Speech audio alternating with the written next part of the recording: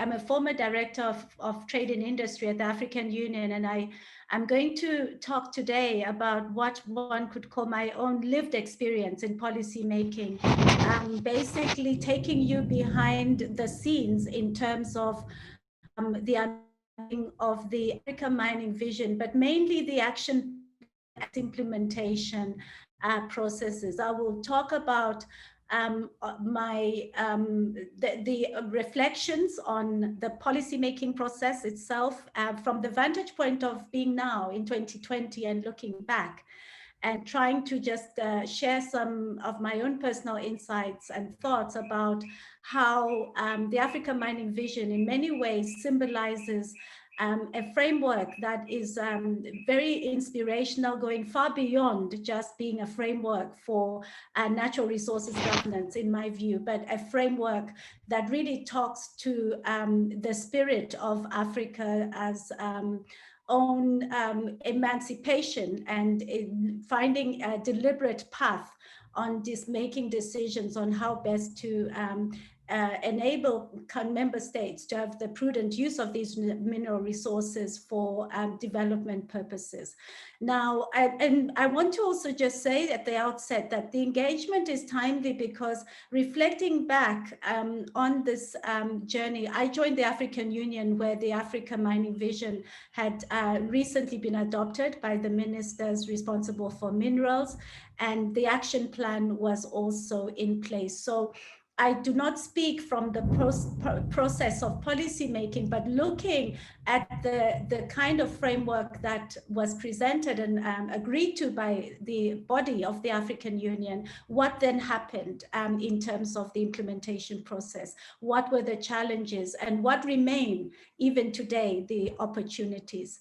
So I think you all know that this is a framework that was created out of a process of consultation. There was an international study group. There were a lot of experts brought in from different perspectives that participated in shaping a document which now presents itself as the African vision. And when it to heads of state, their first response was, well, we need an action plan because it's a great, it has all the relevant aspects that we believe should be addressed, but we need to make sure it is actionable. And you need to also, I think you all appreciate that one of the things the African Union is well known for is having a number of very important continental frameworks, but also having also had a history of challenges in the implementation, monitoring, and evaluation. So in many ways, the Africa Mining Vision, in my mind, demonstrates that there were some really valiant efforts that were made to take it forward, but there were some lessons that I think we can reflect on today in that regard. Now, one of the key decisions in the implementation, in the action planning stage, was the guidance to have a resource mobilization plan, because this was one key gap in the draft that was presented to ministers. And the second was the importance of setting up an African Minerals Development Center, being an institution that would then provide the policy research, undertake continuous advocacy and information dissemination, as well as the monitoring and evaluation. Well, this was really well intentioned, but as we speak, the reality is that the African Minerals Development Center was actually established in 2018 and is now hosted by the Republic of Guinea. And I believe is going through the first stages of establishment and implementation. So we are talking about a decade later. But I think within all of that process, what have we seen?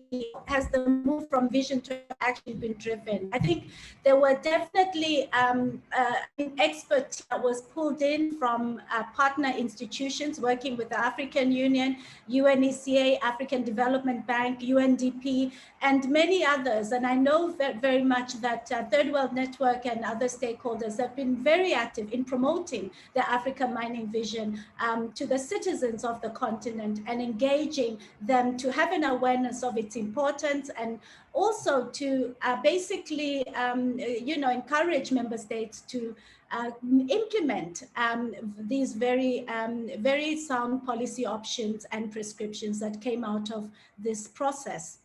Now, as it is, I think in my view, the one missed opportunity that I want to highlight was really the level of ownership of this framework at the continental level. And I say this with great respect because as much as it was adopted by the heads of state and government, it is not a policy framework that has enjoyed much discussion at that level. In fact, if I contrast it to another framework, which many of you are also following closely, the African Free Trade Area, there's a stark contrast in how the issues have been addressed. And I was reflecting deeply on why that was. One of the notable differences is that with the AFCFTA, there was a champion leader that was appointed to basically lead the advocacy amongst the leaders on the continent. And this has been a very key element of the political engagement, both within and outside the continent, having, His Excellency, the President of Niger, as basically the figure that symbolizes that collective will by the countries to move forward. And there are a number of, I think, another 21 heads of state who are championing different causes, but notable in the absence is a champion for this particular area of natural resources sovereignty and governance. So this is the first point that I wanted to raise. I think the lack of speedy implementation also speaks to the challenge relating to resources. I was working in the department that was responsible for the implementation. And in fact, what I observed when I joined the organization was that there was no division or unit for this area of work. It just didn't appear in the structure.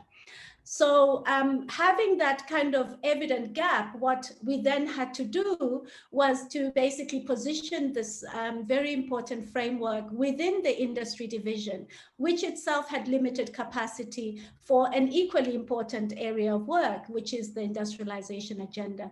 So the second point I want to make is that if we have an important framework that does not have the coordination mechanisms and capacities to drive and monitor the implementation, working with stakeholders, what then happens is that the agenda is up for sale. Basically, anyone who has resources can grab it and say, well, I'm going to go ahead and implement this aspect or this aspect. And so the coherence and the momentum that is required from the collective body of member states somehow does not work well. So this is what I feel is a part of the journey of this framework. In fact, in the Department of Trade and Industry, the interpretation was that mineral resources were part of the portfolio, but when it comes to oil and gas, land, water, other resources, they are sitting in other departments. So this fragmentation phenomenon and lack of coordination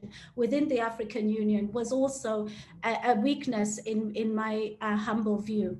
But nonetheless, I think there were a lot of efforts applied internally, but you could see the tensions, the political tensions in terms of the agenda. And I want to talk about the platforms of engagement that we found for speaking about the African Mining Vision. There were, of course, various meetings that were happening around the continent. And you would also have your what I would call your, the mining indabas, or where the mining community, the private sector meets to discuss. And there was an effort to insert this into the agenda.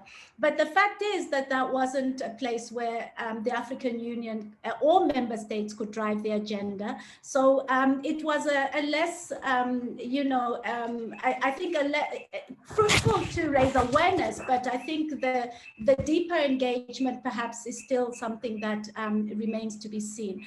I just want to highlight one clear example of this. In one mining endeavor in 2014, there was a sudden announcement made by one of the partners of the African Union that they were launching a big program, which was called the $1 Billion Map, which was this an initiative to map all the mineral resources on the continent of Africa.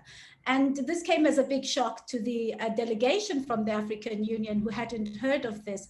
And out of what was a very tense situation, arose an impetus to actually establish a technical committee for African minerals geosciences. And I think what I reflect on that in that case is that it took somebody to actually grab the agenda, to wake up, the structures that were responsible for rolling out the coordination, to actually take on their responsibility and do so. I know just have a few minutes. I want to also take you to this issue of ownership and where, one might take it in terms of the agenda. There was finally, as I mentioned, an effort made to establish an African Minerals Development Center. And what was striking about the process, which was a bidding process, a contested space for member states, was that I may put it as bluntly as to say there was almost a scramble by different countries to say, no, we want it, and we believe we can be the best custodians for this. And I just thought in my own way that perhaps this was an indication of how member states were now starting to appreciate the importance of this particular area and the need for member states to drive it collectively and to provide an environment for it to provide the services to everyone that is concerned. And this is, of course, something that affects many stakeholders. So finally, I want to just indicate that if I reflect on the challenges of institutional arrangements, capacities, resourcing, and the reform agenda that has happened at the AU, my personal regret is that we have not yet been able to, as yet, see the fruits of the decisions that were taken way back in 2011. It's a whole decade. It has taken far too long. And if we think about the losses and the impact, it is enormous. But looking at it then on another scale, I think if we, working with yourselves and other, the research communities, professionals who are working in this area, make sure that we reflect on these lessons and we improve how implementation happens. Perhaps it is time to review the processes that we have gone through for the Africa Mining Vision, to breathe new life to it in the environment that we're now in, a digital age, an age where we're talking about regional value chains and really driving industrialization.